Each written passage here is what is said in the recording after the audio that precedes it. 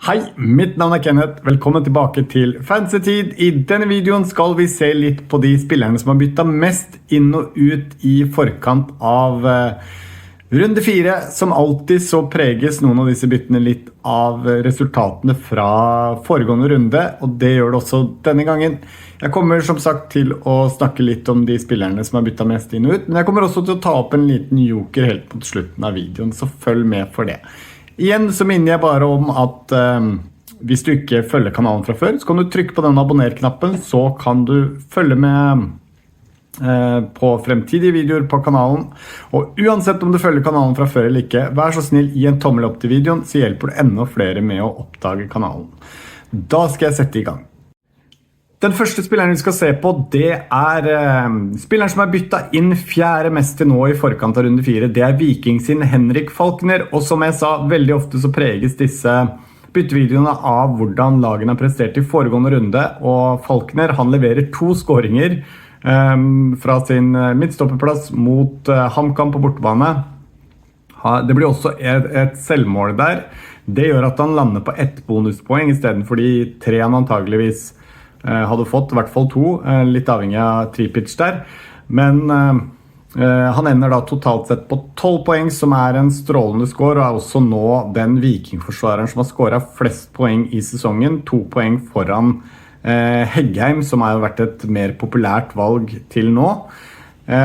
Det som nok gjør at mange vurderer Falkner nå, at mange sitter kanskje på 2 vikingspillere. De trenger en tredje inn i et godt kampprogram. Da den prisen på 4,5 forlokkende, spesielt fordi at Heggheim, han koster 5. Roseth også priset til 5. Og så har du Bertelsen da, og Falkner i den 4'eren som har en lavere pris da på 4,5. Så for de som for eksempel har Tripitch og Sander Svendsen eller Austbø eller Joe Bell eller noe sånt nå, og vi ønsker en tredje vikingspiller, så det naturlig kanskje å se mot en av forsvarerne. 4,5-spilleren Falkner kan da være et alternativ. Ser vi på statistikken hans denne sesongen, så har han en XG per 90 på 0,19. Han har en XA per 90 på 0,03. Han har fått med seg 2 skåringer, det var det han fikk med seg nå. Har 0 assist og et poengsnitt per 90 på 4,0. Og det som litt viktig å tenke på her at jeg tror ikke vi skal forvente at det blir mye målpoeng fremover fordi han skåret 2 mål nå. Det fort gjort å tenke det at han en sånn kjempeoffensiv trussel på dødball, men ser vi på det historisk sett. Han spilte i Egersund i fjor, der ble det 30 kamper, det ble 1 skåring og 2 målgivende. Så han skåret ikke så ofte da heller. Når han spilte i Ørn Horten før det også, så ble det 3 skåringer på 41 kamper i lavere divisjoner. Sånn at der ikke en spiller som har hatt for vane å skåre mange mål på dødball tidligere, så det kan man ikke forvente fremover nå heller. Men jeg tror at man kan få en del poeng likevel, i form av at Viking har et potensial til å holde nullen i flere av de kommende kampene. Hvis vi ser litt på kampprogrammet dem, så har de Tromsø hjemme i runde 4. Det en fin kamp og et potensial for å holde nullen. De har FK Haugesund, som kanskje det svakeste laget i ligaen på hjemmebane, sammen med Sarpsborg 08 i runde 5, med en dobbel. De har FK Haugesund igjen på bortebane runde 6. De har Sandefjord hjemme i runde 7, og så har de nok en dobbel i runde 8 mot KBK borte og Bodø/Glimt borte. En tøffere dobbel der, men allikevel 2 kamper, før de møtte Molde borte i runde 9. Så det klart at for de som ønsker å ha inn en tredje vikingspiller, ser litt fremover, kanskje heller ikke ønsker å ta noe wildcard før etter dobbelrunde 8, så tror jeg dette kan være en god tredjespiller fra Viking definitivt. Og det ikke sikkert han kommer ut så mye dårligere enn Heggheim, selv om Heggheim kanskje ligger litt høyere i banen til vanlig enn det Falkner gjør, så kan man være heldig da, at det kommer en sånn kamp, eller at det kommer en scoring til i løpet av den rekka her med kamper. Men jeg tror ikke man skal forvente at det vil bli mange av de med tanke på hva han har prestert tidligere i hvert fall. Så registrerer jeg jo at han har hatt flere avslutninger denne sesongen her. Så det kan godt være at det en de i større grad prøver å sikte på nå enn han har opplevd tidligere i karrieren. Det vet jeg ikke, men jeg vil i hvert fall vente litt med å tenke at det det offensive potensialet jeg henter den for. Her det først og fremst potensialet Viking har for å holde nullen. Og på grunn av det så gir jeg definitivt en tommel opp hvis dette veien deres inn til en tredje vikingspiller, og du ute etter en 4,5-forsvarer, så tror jeg det det beste valget fra Viking akkurat nå, og kanskje en av de bedre valgene totalt sett også i den prisklassen, med tanke på det kampprogrammet Viking har. Så skal vi over på spilleren som byttet klart mest inn i forkant av runde 4 til nå, og det Sarpsborg sin Daniel Karlsbakk. Han nå eid av 13%. Prisen hans har økt til 6,3 fra 6,0. Og det kommer i etterkant av nok en god runde fra han. Vi husker jo i runde 1 der han leverte 2 skåringer. Nå får han med seg 2 skåringer og en målgivende i 3-1-seieren mot KFUM. Han spiller 83 minutter der, får med seg da 16 poeng fordi han får med alle bonuspoengene også, og oppe i totalt 31 poeng for sesongen. Ser vi på statistikken, han har en XG per 90 på 0,76, han har en XA per 90 på 0,02, han har fått med seg 4 skåringer, 1 assist og et poengsnitt per 90 på 11,07. Han tar jo straffespark for Sarpsborg sånn som det har vært nå. Hvis vi ser på XG uten straffespark, så den på 0,48 per 90, så fortsatt ganske gode tall. Og det fullt forståelig at man ser mot Karlsbakk. Ser vi på kampprogrammet hans også, så det litt spesielt, for der det litt sånn annenhver kamp. Han har en god hjemmekamp mot Sandefjord i runde 4, en tøff bortekamp mot Viking i runde 5, en fin hjemmekamp mot HamKam hjemme i runde 6, så det en tøff bortekamp mot Brann i runde 7, en hjemmekamp mot Tromsø igjen i runde 8, og så en tøff bortekamp mot Fredrikstad igjen i runde 9. Så her har man egentlig litt sånn annenhver kamp. Så det jo greit å tenke at de kampene han har levert til nå har jo vært borte mot Molde, levert den, og borte mot KFUM, sånn at det ikke sikkert at det gjør noen ting med tanke på den formen han har nå, og også den formen som jeg synes Sarpsborg 08 viser. De har startet sesongen strålende, og kunne egentlig stått med full pott her også. Jeg synes de begynner å vise litt sånn tegn på en sånn typisk sånn lag som kommer til å henge med hele veien inn og kanskje kjempe om en Europacup-plass til slutt hvis de fortsetter med det her. Veldig spennende lag og ser bra ut offensivt, ser ut som de kommer til å skåre en del mål. Jeg synes Karlsbakk en spennende spiss. Jeg vet at det mange som nå ser etter veier ut av Kasper Høeg fordi at Bodø/Glimt kommer til å blanke i runde 5 og 6. Og da tror jeg absolutt Daniel Karlsbakk stedet å gå med tanke på prisen hans, potensialet i Sarpsborg-laget, og også et ganske fint kampprogram der du i hvert fall får en god del gode kamper, selv om det også noen tøffe bortekamper. Kan være lurt da å se litt på hvilke spillere man har på benk, kanskje man kan finne noen man kan rullere med og så videre, selv om med en spiss som Karlsbakk som på straffer og sånne ting, så tror jeg ikke vi skal legge for mye at de har en bortekamp mot Viking, som ofte slipper inn mål for eksempel. Det kan bli en 3-2-kamp, og Karlsbakk kan være på en av de, så jeg ikke så veldig skremt av det kampprogrammet, selv om det åpenbart sånn at hjemmekampene på papiret ser mye bedre ut enn bortekampene. Vi har også sett at Sarpsborg trives med kamper der de kan kontre og kjøre kontringer mot motstanderen, litt sånn som vi så mot Molde i serieåpninga. Så jeg begynner å titte etter mulighet for å få inn Karlsbakk selv, synes det ser ut som et strålende valg fremover, og må bare gi en tommel opp til det. Eneste pass på at du rigget godt mot dobbeltrunde 5, der tror jeg det kan bli noen store skårer hvis man ikke har klart å fylle på med Viking- og Rosenborg-spillere med tanke på det kampprogrammet de har der. Det eneste oppse her.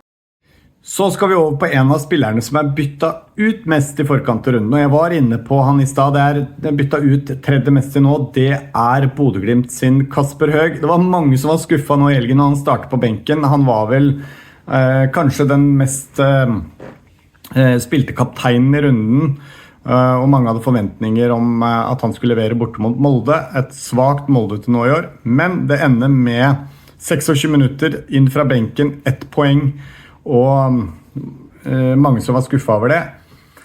Men viktig å holde tunga litt rett i munnen nå. Bodø/Glimt har en hjemmekamp mot KFUM i runde 4. Det på papiret en veldig fin kamp, et skadeskutt KFUM-lag også. Han har, hvis vi ser på tallene hans til nå i sesongen, så har han en XG per 90 på 0,72, en XA per 90 på 0,30. Han har skåret 2 mål, har fått med seg en assist og har et poengsnitt per 90 på 10,05.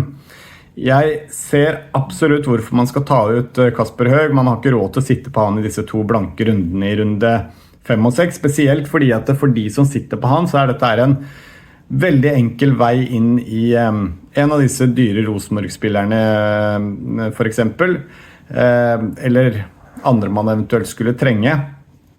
Sånn at hadde dette vært i forkant av runde 5, så hadde jeg gitt en soleklar tommel opp til det her.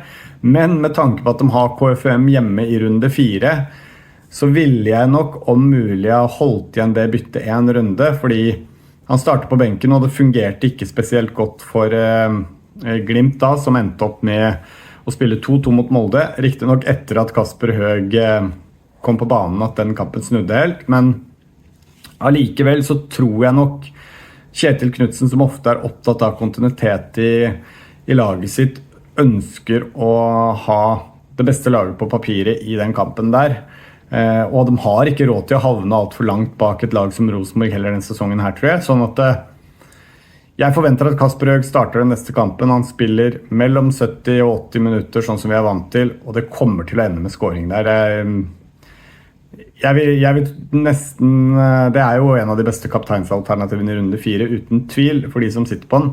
Så jeg ville avventet bytten ut, ved mindre det er helt prekære behov for å gjøre det nå. Så kan man heller spare det byttet og ha mulighet til å gjøre flere bytter i runde 5, for da er det riktig å ta ut Kasper Høeg. Så skal vi over på en av spillerne som har imponert aller mest nå i år, og også da en av spillerne som er mest byttet inn i forkant av runde 4. Det er Strømsgodset sin Marco Fargi. Prestasjonene til Strømsgodset har vært variable. De har sett ganske gode ut offensivt, skapt ganske mye fremover, og det har Fargi vært en del av. Dette at de har lagt om til 4 bak og har mer tydelige vinger, der de i fjor kanskje angrep mer med disse offensive vingbekkene. Vi husker jo Logi Thomasson, hvordan han presterte i fjor. Så har vingene kanskje kommet mer til sin rett i år, og Fargi er den som har fått best utbytte av det. Ser vi på hva han har prestert til nå i sesongen, så startet han på benken i serieåpningen. Da var det Logi Thomasson som startet på vingen. Han spilte 29 minutter da, men fikk allikevel med seg en målgivende. Han i runde 2 i 5-0-seieren mot FK Haugesund, så får han med seg 2 skåringer i den andre kampen i runde 2 mot Brann, hvor de taper 2-1. Så får han med seg 1 skåring, og nå hjemme mot Brann så får han også med seg en skåring. Så han har målpoeng i alle kampene til nå, og står med 33 poeng totalt. Ser vi på statistikken, så har han en XG per 90 på 0,54. Han har en XA per 90 på 0,23. Det er veldig gode underliggende tall. 4 skåringer altså, og 1 assist, og et poengsnitt per 90 på 10,24. Så rett og slett en strålende start på sesongen. Og han har vist da, at han kan få med seg målpoeng mot et godt Rosenborg-lag på hjemmebane. En av få lag som har gjort det der. Riktig nok mot FK Haugesund, når han vinner 5-0, men også i de 2 kampene mot Brann så har han levert målpoeng. Så også ganske sånn lite avhengig av motstanden, så leverer han offensivt for Strømsgodset. Prisen har økt til 6,1, og han er nå eid av 8%. Ser vi, hvis jeg skal si det som taler litt imot, så er det at de har en tøff kamp nå borte mot Sarpsborg 08, som jeg nevnte i stad. De virker å være i god form. Et KBK hjemme som på papiret ser ut som en god kamp, men også et lag som har vist at de kan skape problemer. Og så har de en blank i runde 6, før de har et strålende kampprogram i runde 7, 8 og 9, med Bryne hjemme, Sandefjord borte og HamKam hjemme i runde 9. Personlig så ville jeg nok ventet til etter blanken, rett og slett fordi at for de fleste av oss så er det andre bytter som bør gjøres nå, med tanke på den dobbeltrunden som kommer i runde 5.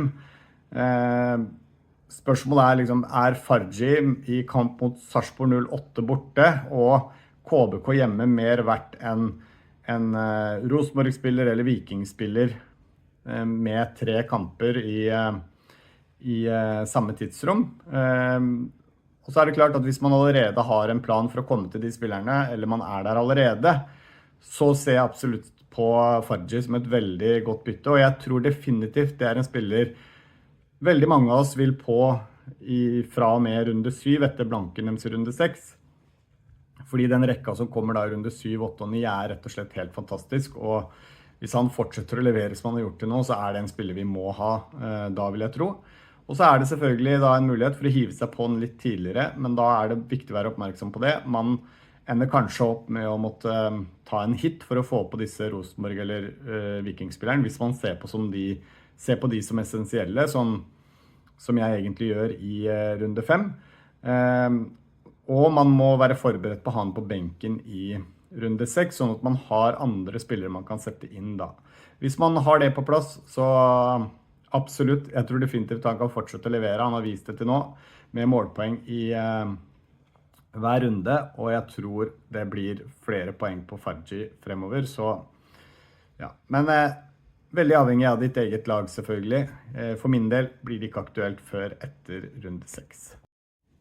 Ikke en av spillerne som byttet mest inn ennå, men allikevel en spiller jeg synes det verdt å nevne med tanke på hva han har prestert nå siste rundene, og med tanke på den dobbeltrunden som kommer i runde 5. Det Sander Hestetun Kilen fra KBK. Han har oppført som midtbanespiller i spillet. Han startet på benken i starten av sesongen. Han fikk med seg 19 minutter og 21 minutter i de 2 første serierundene. Hadde 2 ganske gode innopp da. Jeg minns også at han brant et par store sjanser, men han kom på en måte til de mot Bryne på Jæren, og da kom han inn på topp. Har spilt nå i den rollen som Isa hadde i starten av sesongen mot Viking borte i runde 2, altså i den andre kampen i runde 2. Da fikk han med seg en målgivende og 5 poeng, og så startet han igjen nå mot Tromsø på bortbane i runde 3. Spiller 90 minutter, får med seg 3 skåringer, og 17 poeng. Og det at han står oppført som midtbanespiller i spillet synes jeg interessant, for han ligger oppe som en spiss. Han kan gå inn og ta rollen til Badou, det har han også gjort i noen av disse kampene. Og hvis vi ser på tallene hans, så har han en XG per 90 på 1,02. Han har en XA per 90 på 0,02. Han har fått med seg 3 skåringer og 1 assist, og et poengsnitt per 90 på 9,82. Så det ikke sånn at jeg har vært inne på det før. Jeg synes det å hive seg rundt på KBK-spillere ikke nødvendigvis så lurt, men for flere av oss som tok inn Isa fra start av sesongen spesielt da, så det å kunne gjøre et sideveis bytte til Kielen absolutt et alternativ, synes jeg. Fordi at man får på da en spiller som antageligvis kommer til å starte denne dobbeltrunde 5, og jeg synes også de har en fin kamp mot Vålinga på hjemmebane nå i runde 4. Et Vålinga-lag som på tross av navnet sitt faktisk et nyopprykket lag, og også har sluppet til en del til nå i sesongen. Så jeg tror det en fin kamp for KBK. Så har de en dobbeltrunde, ikke den enkleste med Rosenborg borte i den første kampen i dobbelen, men Strømsgodset borte, som vi har snakket om flere ganger, et veldig åpent lag der det mulig å skape sjanser. Fredrikstad hjemme i runde 6 også en ålreit kamp, og så går de inn i en tøff kamprekke da, med Molde borte, Viking hjemme og Brann borte, men det jo rundt den tiden man planlegger å gjøre et wildcard kanskje uansett, så da kan man ta en ny vurdering på den da, og prisen på 5,5 gjør jo uansett at det en spiller man kanskje kan tillate seg å ha på benk da. Så det det der med å hive seg på de togene som går. Dette Kielen-toget, det mulig at det et som i ferd med å gå. Kanskje allerede poengene tapt, eller allerede for sent da, å hive seg på, men jeg synes jo de runde 4, 5 og 6 spennende, men jeg vet ikke om jeg vil prioritere det fremfor å få inn den andre og tredje Rosenborg-spilleren, den tredje Vikingspilleren og så videre, med tanke på runde 5 og det kampprogrammet som de lagene har, og også med tanke på styrken til KBK, men absolutt et alternativ. Jeg kunne vurdert det hvis jeg hadde hatt et ekstra bytte og bytta Isa, som har gått ned i pris, til Kielen som opprinnelig hadde samme pris da, fordi da kommer man seg på en spiller som spiller, og jeg liker også det faktum at Kielen kan dyttes opp på topp som spiss i perioder, og han ser ut til å være en målskårer rett og slett. Det var alt for denne gang. Jeg minner bare på, meld dere på Fantasy Ligaen hvis dere ikke har gjort det. Ligakoden finner du her. Hvis ikke du gidder du taste inn den, så kan du gå inn på under kommentarer til videoen, så vil det ligge en festet kommentar, der kan du bare klikke på en lenke, så du påmeldt. Og så det mulighet for å vinne noen premier her etter hvert. Det lanseres, som jeg har nevnt før, veldig snart. Men for å kunne vinne de, så må du være påmeldt på Fantasy Tidligaen, og du må også abonnere på kanalen. Så om du ikke gjør det allerede, klikk på abonner-knappen også. Da ses vi igjen i morgen til hovedvideoen min for runden. Nei, unnskyld, i morgen, på torsdag, til hovedrundevideoen. Jeg kommer til å spille inn den i etterkant av cupkampen og sånn, så jeg har en sånn liten indikasjon på eventuelt de spillerne som vi usikre på, sånn som Emil Holten i Fredrikstad for eksempel, som gikk av med skade nå sist. Kan vi se litt hvordan status på han i forkant av runde 3. Men da kommer jeg også til å snakke om hvordan laget mitt gjorde det. Det gikk veldig bra i runde 3, og hvordan jeg planlegger inn mot runde 4. Så inntil da, takk for nå, så ses vi snart igjen.